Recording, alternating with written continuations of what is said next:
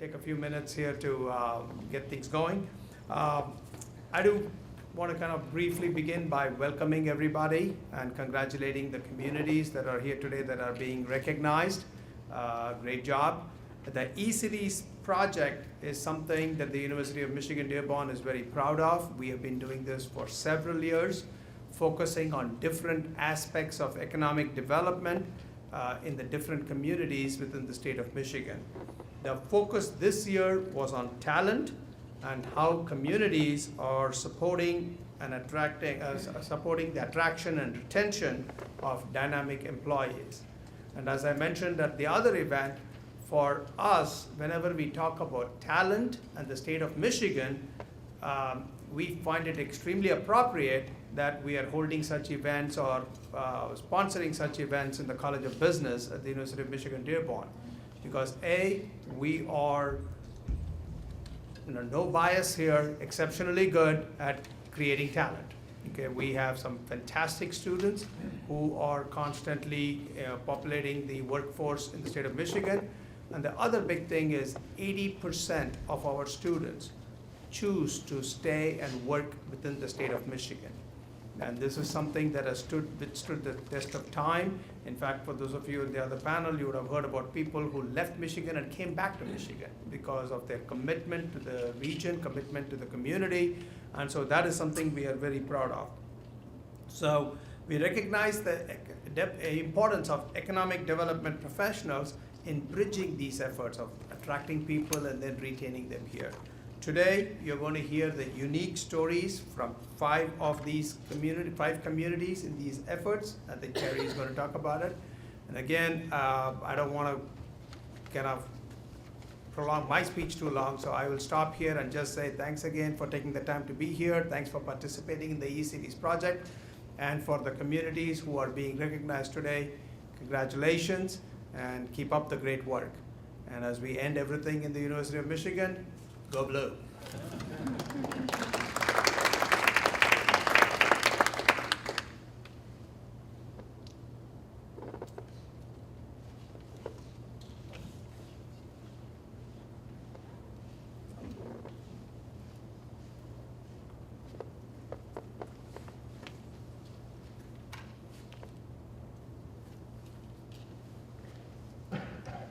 All right, well, hello again, everybody.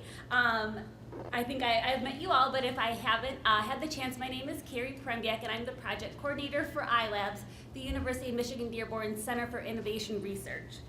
I'm excited to have you all here as we celebrate Michigan communities who are supporting entrepreneurship and economic development.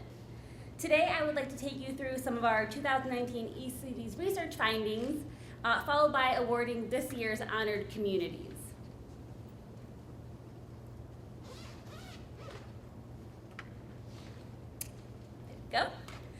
So the eCities project has been conducted by the College of Business annually for more than a decade in an effort to understand how Michigan cities and townships are supporting entrepreneurship and small business and economic development.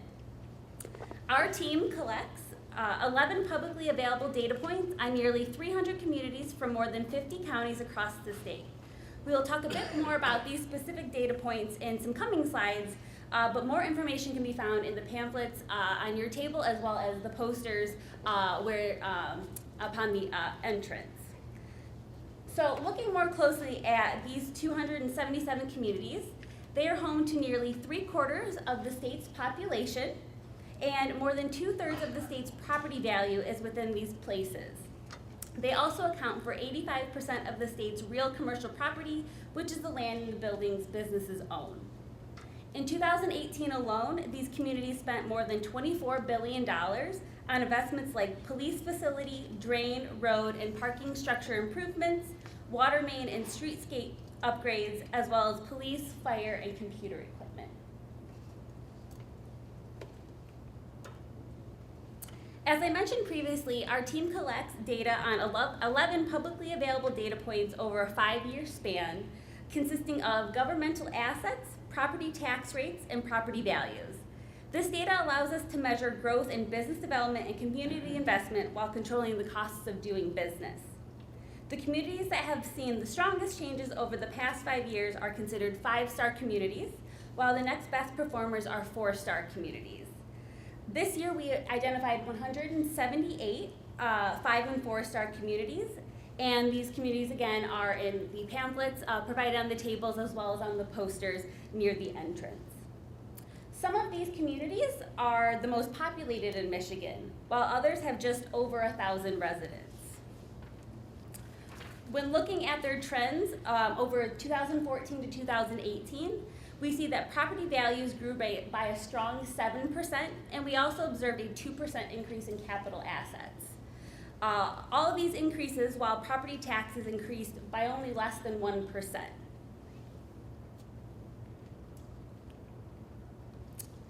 We recognize, however, that numbers don't tell the full story. To better understand the specific strategies and efforts taken by communities, we gave them an opportunity to answer a few open-ended questions regarding talent attraction and retention, which we talked a lot about in the earlier panel, partnerships built that help support business, and small business attraction. All of the responses were reviewed by a panel of judges who spent several hours reading each submission and had several conversations to narrow down all of the great responses to a few that stood out as unique and compelling. As part of these conversations, the judges identified common themes of successful strategies or best practices and provided comments and feedback to the communities. Today we will share those successes as determined by the panel reviewers and celebrate the achievements of 5 specific communities. So as they read the responses, our reviewers took on the role of a prospective business owner. The responses from communities that resonated most with reviewers were clear and concise and did not just feel like a slogan or a pitch. They avoided the use of jargon and instead focused on and answered the question at hand. It was important that communities describe specific examples of actions taken by the local government. These examples showed whether or not a community has a clear, attainable vision. Further, the reviewers appreciated when a community described how they achieved or are achieving their vision through both long and short-term goals. In addition to specific examples, details on metrics were essential.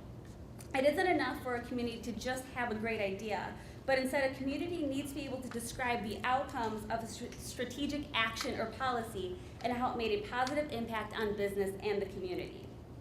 Further, communities that stood out against the others were ones that proactively addressed problems through innovative and unique approaches. Reviewers also appreciated stories of collaboration between the community leaders and local resources to combat talent issues. Strong relationships with local educational institutions, community organizations, and businesses showcase the dedication of the community to develop relevant solutions through existing assets. These partnerships benefited both the current and future workforce, as well as the business community. Lastly, a compelling photograph made a community noteworthy. A nice photograph alone, however, does not always tell the full story. Instead, reviewers liked when a picture served as a visual aid to articulate the story being told, and especially appreciated a clear representation of the diversity that exists in the community. So this year, the reviewers identified 5 communities as eCities 2019 honored communities. These communities are Heartland Township, the City of Hillsdale, the City of Houghton, the City of Saginaw, and the City of Tecumseh. At this time, I would like to recognize each honored community by sharing their photo and story. After your community is recognized, I ask that you please join me up on stage to come get your award, and if you wish, you may also share a few words.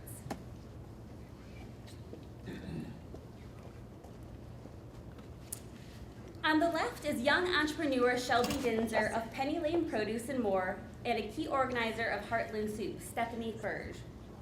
According to Dinzer, showed here receiving the proceeds from one Heartland Soup event, as I explore business, marketing, and sustainable farming practices, the generosity of those who attended July's Heartland Soup enables me to try bolder and new approaches to agriculture and permaculture that I may not have been able to explore without the support of the Heartland community.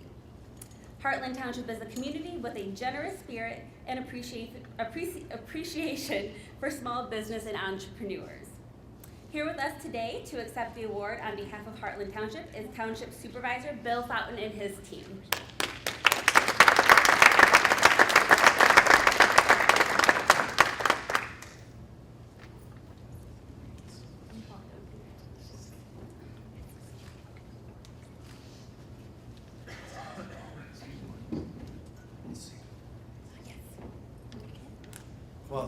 It's an honor for our community to even have been maybe even thought of a couple of years ago as an honor for this award.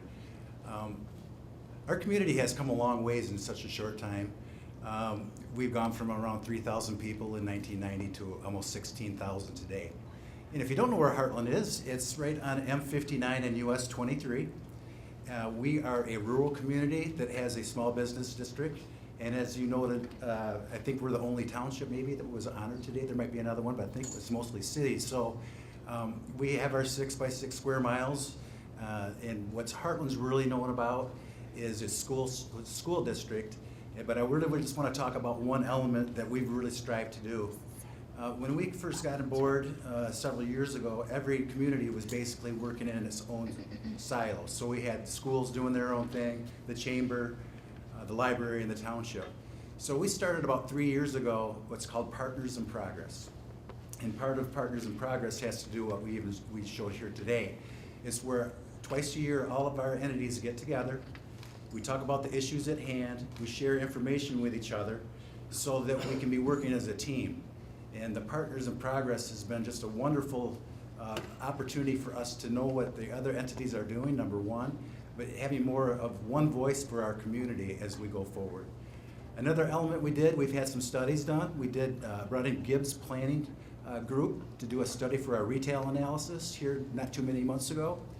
And that came back and gave us a real clear vision of how retail is changing in all of our cities and where our housing is at and where we're going for the future. So all of this information, by the way, it would be on our website, heartlandtwptownship.com. We believe in having a real open type of government itself. All of our meetings, board, and planning commission are on TV and that type of thing.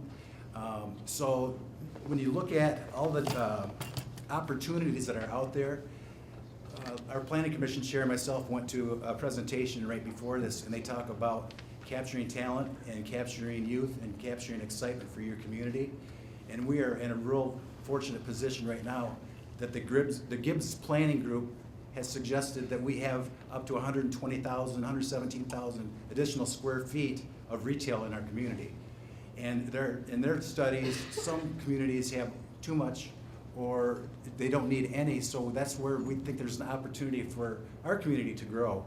So again, on behalf of Heartland Township, we're friendly by nature and we're business ready, business friendly. Thank you so much for this honor. Thank you.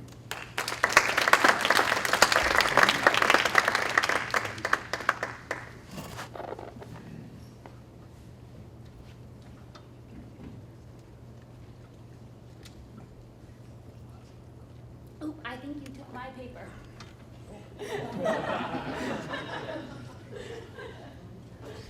That's okay. You might do a better job than me.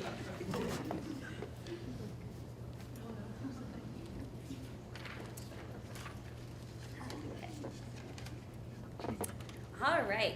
Nestled in quaint rural Midwestern surroundings near major cities, the city of Hillsdale is located among some of the most beautiful landscapes Pure Michigan has to offer.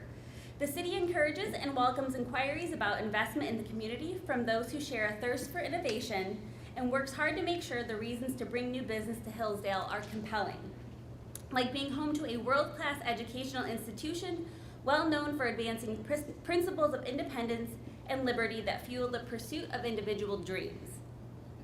The city of Hillsdale is busy building the kind of community people love and passionately support local entrepreneurism. Representatives from the city of Hillsdale were not able to join us tonight, but please join me in giving the city of Hillsdale a round of applause.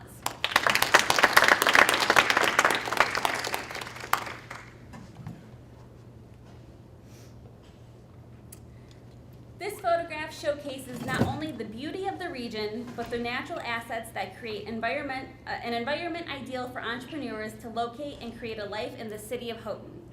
Included in this photo are two of M-Tech's Smart Zones facilities that support startup and early stage businesses, as well as the beautiful Portage Canal water and biking system that create a well-rounded place to live. To the city of Houghton, talent retention is just as much about community and lifestyle as it is about the quality of job opportunities for professionals. Representatives from the City of Houghton were not able to join us tonight, but please join me in giving them a round of applause.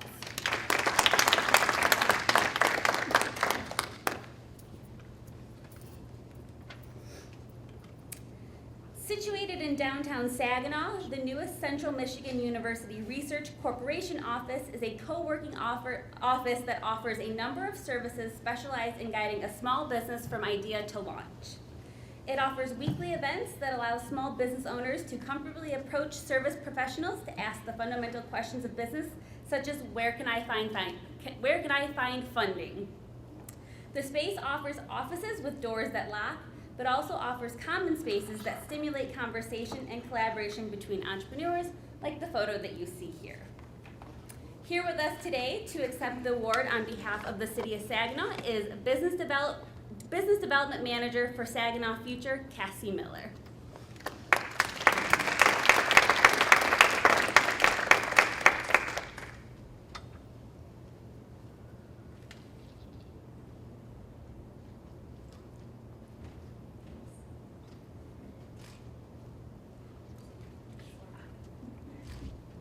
I didn't prepare anything. I just wanted to say thank you for honoring the City of Saginaw. Like many other communities in Michigan and the Midwest as a whole, talent is a real issue for us, and we are doing a lot to work on that through partners with strategic companies like CMURC, and we're also working on a marketing campaign for the city to improve the image and work on all of the things, if you were in the panel, about why Saginaw is a place that you can not only have a great job, but you can really enjoy living, working, and playing there.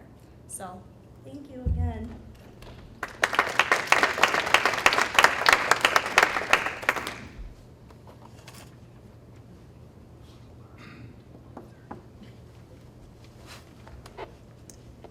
All right, last but certainly not least, each person in this photo helped the victims of a fire that claimed the location of 3 local businesses.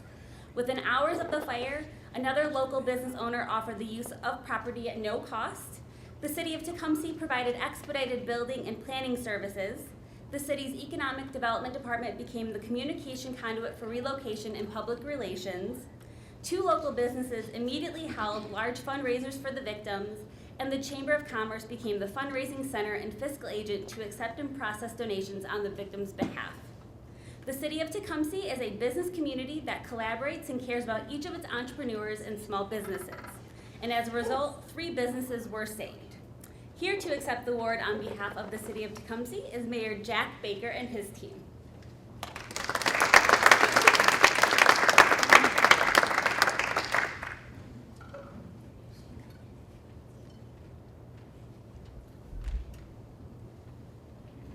Thank you so much for this honor. It truly is appreciated, and it certainly is respected. The City of Tecumseh has always had an excellent management team. And here with us this evening is our City Manager, Dan Swallow, our Economic Development Director, Jessica Sattler, and our Clerk, Angie Quilt.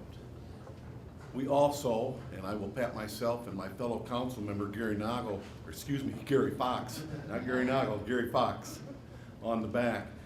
We also have what I think is an excellent group of elected officials. Between the elected officials, and the management team, we have a team that really strives to do the best that we possibly can for the residents of the City of Tecumseh, for the business owners, the property owners, those who have invested their money, their sweat, their tears, their blood, everything that it takes to be a successful business owner. However, without the business owners such as Gary Fox and his wife Jan Fox, who are the owners of the building that burnt down back in April of this year, without their desire to build it back, without their share of the blood and sweat that I spoke of, without them having that drive to get up day after day and go right back at it after the devastation that they experienced, we would not be able to be the community that we are. No matter how much you prepare for your community, no matter how much you invest, how well you become educated, if you do not have the members of your business core believing in you and following your lead, you're not going to make it. We're fortunate that we have several of those. And with us tonight are Gary and Jan Fox, and I'm so thankful for them to be here with us. So once again, thank you all for allowing me this opportunity. I truly do appreciate it, and I certainly respect and appreciate the award. Thank you all.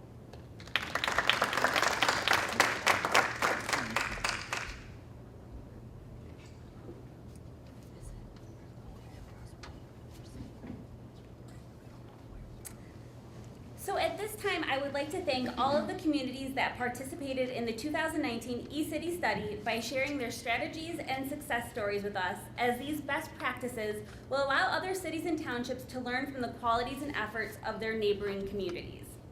I would also like to thank our viewers, a couple that we have in the audience today, Pat, Mish, and Jesse,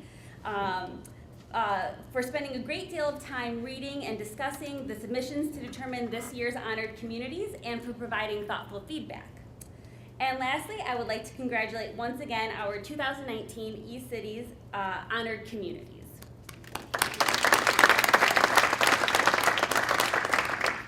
So this will conclude tonight's presentations, but we look forward to working with you all again for eCities 2020. Please feel free to stay around, enjoy some food and conversation. I do ask that the honored communities stick around as well for another photograph with Carl in just a few minutes. But that will conclude tonight's event. Thank you so much.